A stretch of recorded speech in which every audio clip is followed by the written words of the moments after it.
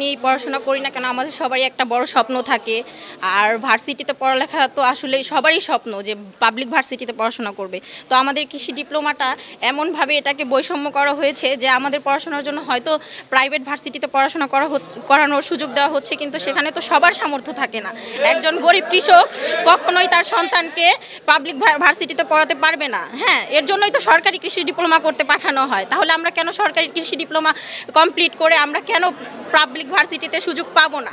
আমাদেরকে অ্যাডভাইস দেওয়া হয় তোমরা একটু পড়াশোনা করো, ভালো রেজাল্ট করো, তোমরা বাইরের দেশে পড়তে যেতে পারবা। এখানে তো বাইরের দেশকে প্রমোট করা হচ্ছে। আমরা বাংলাদেশ কৃষি প্রধান দেশ, আমাদের উচিত নিজেদের দেশকে প্রমোট করা। বাইরের দেশ জানবে যে বাংলাদেশে পাবলিক কৃষি বিশ্ববিদ্যালয় আছে, তারা যেন এখানে এসে পড়াশোনার সুযোগ পায়, সেটা আমাদের মানতে হবে। আমাদের 8 দফা 8 দাবি না পূরণ হওয়া পর্যন্ত আমরা রাজপথ ছেড়ে যাচ্ছি না। 8 দফা 8 দাবি মানতে হবে। ধারাবাহিক পরীক্ষা প্রথম হওয়ার কথা, আজকে আমরা আমাদের পরীক্ষা বর্জন করে আমরা এখানে আন্দোলন করতে হয়েছে আমাদের শিক্ষার জন্য। আমি বিশ্বে আর কোনো দেশ দেখি নাই যারা তাদের শিক্ষা অধিকার পাওয়ার জন্য লড়াই করে, কিন্তু আমরা বাংলাদেশে জন্মগ্রহণ করে এখন মনে হইতেছে যে মানে আমাদের দুর্ভাগ্য যে বাংলাদেশে জন্মগ্রহণ করেছি, যে আমরা আমাদের শিক্ষা অধিকার পাওয়ার জন্য আমরা এখানে লড়াই করতে হইতেছে, আন্দোলন করতে হইতেছে।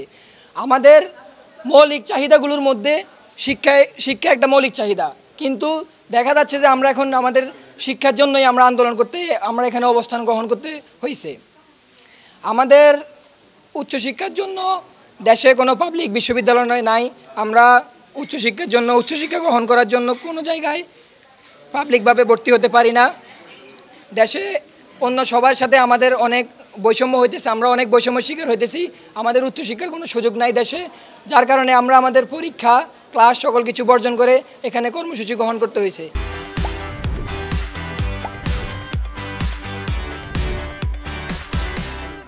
আমাদের প্রধান দাবি হলো উচ্চশিক্ষা।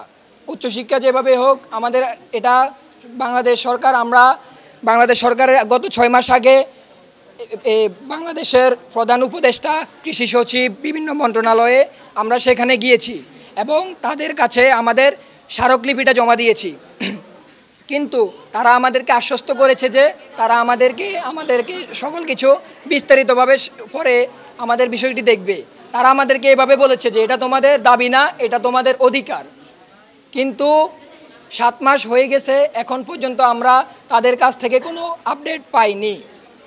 তো যার কারণে আমাদের এখন মাঠে নামা, আমরা যতদিন পর্যন্ত না মন্ত্রণালয় অধিদপ্তর থেকে কোনো লিখিত প্রজ্ঞাপন না পাচ্ছি ততদিন পর্যন্ত আমরা কোনো ক্লাসে বসবো না, কোনো পরীক্ষা দিব না। আমরা অনির্দিষ্টকালের জন্য আমাদের ক্লাস বর্জন করলাম, পরীক্ষা বর্জন করলাম। কথা বলতে আসছি বা আন্দোলনের জন্য নামছি, এটা আমাদের জন্য লজ্জার। কারণ বাংলাদেশ কৃষি নির্ভরশীল দেশ, যে দেশ কৃষির উপর নির্ভরশীল, সেই দেশে কৃষি শিক্ষার জন্য আমাদেরকে আন্দোলন করতে হচ্ছে। এবং আমরা কৃষি ডিপ্লোমাবিদ, আমরা মাঠ পর্যায়ে কাজ করি, আমরা কৃষকের কাছে কাজ করি। আমরা যদি উচ্চশিক্ষায় না অর্জন করতে পারি তাহলে আমরা কৃষকদের কি শিক্ষা দিব? তাই আমাদের দাবি একটাই, আমরা কৃষকদের কাছে যেতে চাই এবং সেই জন্য আমাদের উচ্চশিক্ষা দরকার।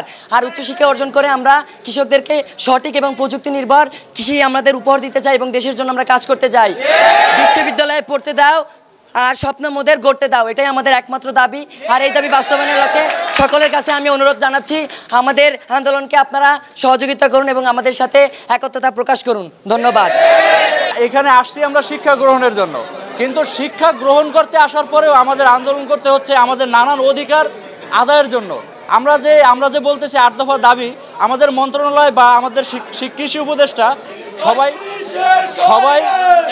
আমাদেরকে বলে যে আমাদের এটা হচ্ছে আমাদের অধিকার, কিন্তু আমরা আমাদের অধিকার থেকেই বঞ্চিত। আমরা চাই আমাদের অধিকার, আমরা আমাদের দাবিগুলো যাতে তারা আমাদেরকে বুঝিয়ে দেয়। আমরা আমাদের অধিকার পেলেই আমরা এখান থেকে কর্মসূচি সমাপ্ত ঘোষণা করব এবং আমরা ক্লাস এবং পরীক্ষায় বসবো ইনশাআল্লাহ। এবং এছাড়াও আমাদের উচ্চশিক্ষা যাতে পাবলিক ইউনিভার্সিটি দেওয়া হয়, এটা ছাড়াও আমাদের আরও যে ইন্টার্নি ভাতা এবং অন্যান্য জায়গায় আমরা নানান বৈষম্যের শিকার হই। আমরা কেন এই বৈষম্যের শিকার হই? এই বৈষম্য আমরা আর মানব না। আমরা এই বৈষম্যের বিচার চাই এবং আমাদের এই বৈষম্য যাতে নিরূপণ করা হয় এবং আমাদের আমাদের ডিপ্লোমাধারীরা যে সুযোগ সুবিধাগুলো পায়, আমরাও যাতে সেই সুযোগ সুবিধাগুলো পাই। আমাদের শুধু এইটুকুই চাওয়া, আমাদের এইটুকুই পাওয়া।